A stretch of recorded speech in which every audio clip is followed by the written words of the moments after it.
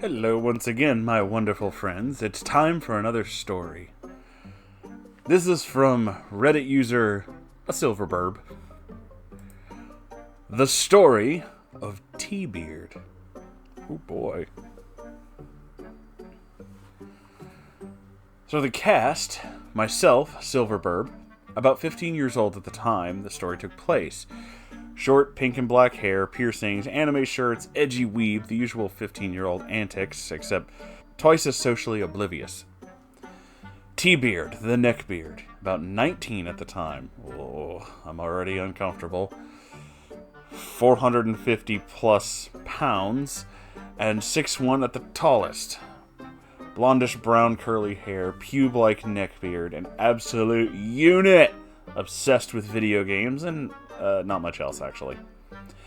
And T-Beard's mom, a sweet and almost too loving mother. Once upon a time, I was a chubby and shy kid, not a lot of friends, and almost no experience with dating. I had started having severe anxiety and panic attacks in school, so they moved me into a group of kids with behavioral issues. American schools, am I right? In the class, this all began. I sat in the back, in a corner, next to a metal storage cabinet. This is important. After about a week of attending classes in this setting, this planet of a human being approaches me as I'm getting ready to go to next class. He makes small talk, and I try to be polite and friendly, but this is when he puts his arm against the cabinet, effectively trapping me in place, like some kind of terrible romance cliche. I'm confused and a little concerned that my exit is now cut off. Do you want to have lunch together? His voice sounded like he was that teenage kid on Xbox screaming that he just screwed your mom. There's no way to describe it. The word you're looking for is squeaker. They're called squeakers. Me being the naive and lonely kid I was, agreed, and he hands me a note. I'm baffled, and he instructed me not to read it until lunch. At this point, I wanted to make friends with new people. This guy was weird, but it's better than nothing, I guess. So I did what he said and waited till lunch and opened the note. I sit down before opening it.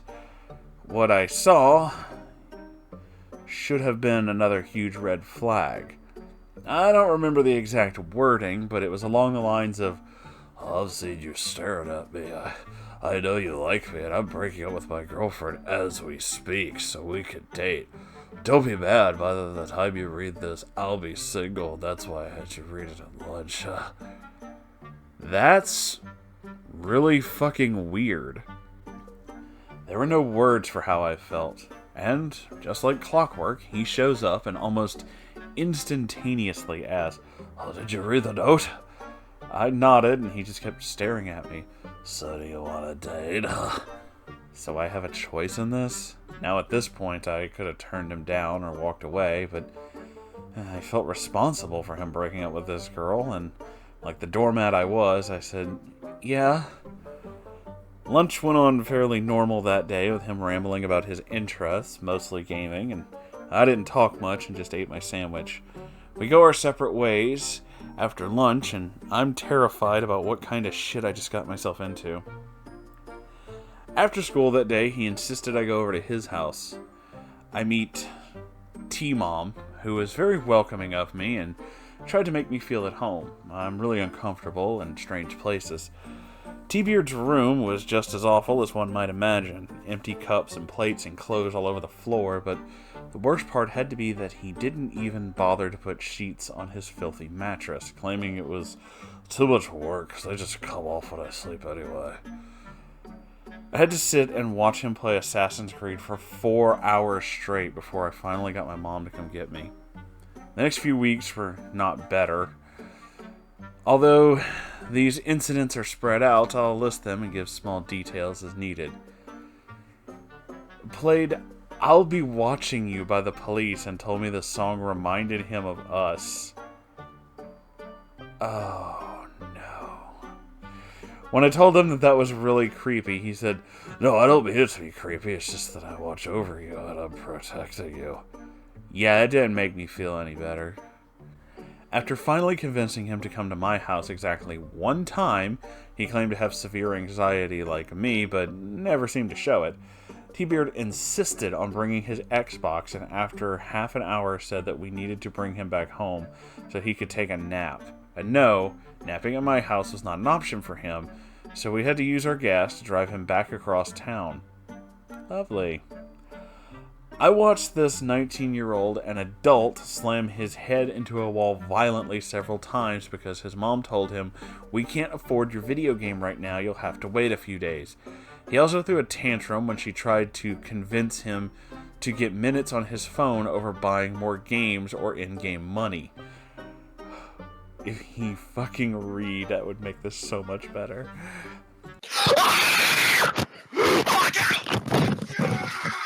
He told me, "You're cute because you remind me of myself." What?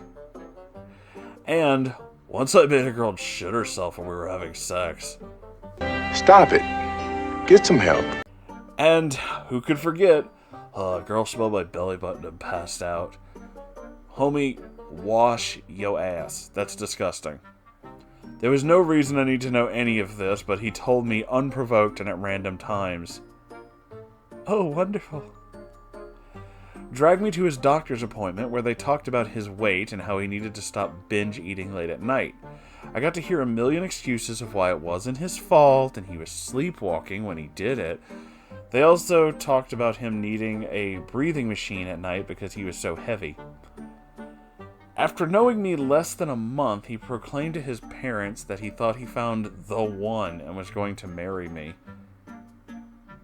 Creepy. He asked me to go to prom with him. His mom offered to buy me a dress. I didn't feel comfortable enough to go to a large gathering, plus my anxiety, or with the idea of his mother spending what little she had on me, so I declined. T-Beard took his cousin. After all of this, I finally just couldn't take anymore and ended up calling him and leaving him a breakup message. I didn't want to be with him anymore. His reply wasn't rage or sulking, just to tell me, "But you were the one who asked me out and wanted to be with me." Fucking what? He later denied saying this, and I lost the voicemail several phones ago. After that, he just talked to me less and less until vanishing entirely. I still see him from time to time at Walmart, but he doesn't recognize me. I ditched the colored hair and piercings, and I came out as trans. He's still exactly himself, and his much nicer cousin, who is dating my friend, tells me he's only gotten worse and more neckbeardy as the years go on. I'm sorry if the story isn't as interesting as most, but I hope it was still a fun read. I got a few more stories, but probably not as neckbeardy. Edit. I have a super creepy nice guy story and some smaller legbeard stories if you're interested. P.S. Moonhorse, if you read this, hi. Hi! And I would love to see all of those. Yes. So, holy crap. It sounds like you met a full-on hardcore neckbeard. First off, I'm really sorry about that.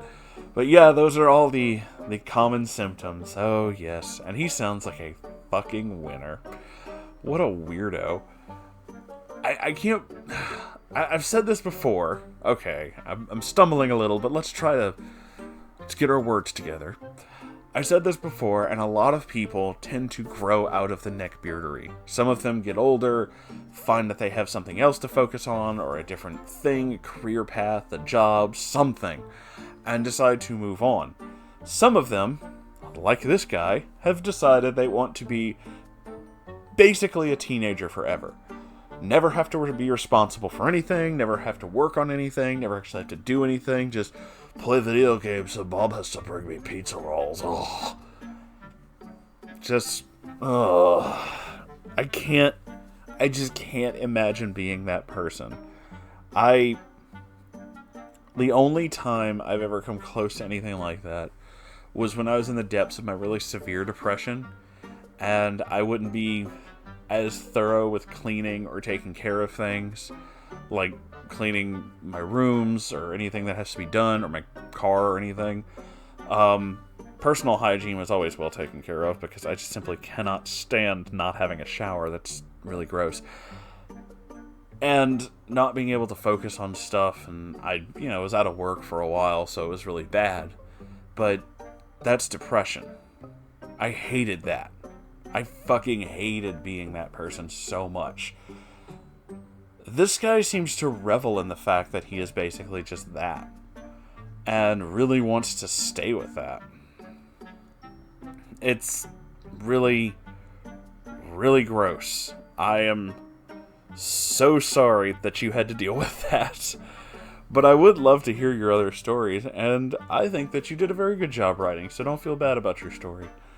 So, thank you all so very, very much for being here, and if you have your own story, you can send it to r/Moonhorse Stories, and I'll see that, because I check it every day. I like pointing and posing as if you can see me, because there's something wrong with me. I don't fucking know why I'm doing that. That's stupid. Anyway, like, comment, subscribe, because that'd be really cool.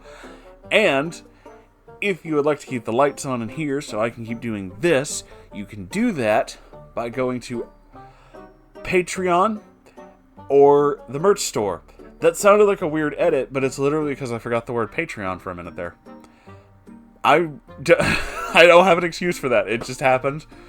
That was weird. That was really fucking weird. Anyway, I love you guys so very, very much, and I'll see you in the next episode. I hope you have a wonderful whatever time of day it is. I always want to give you like a better outro, but all my outros suck. But I still love you, so okay. Bye.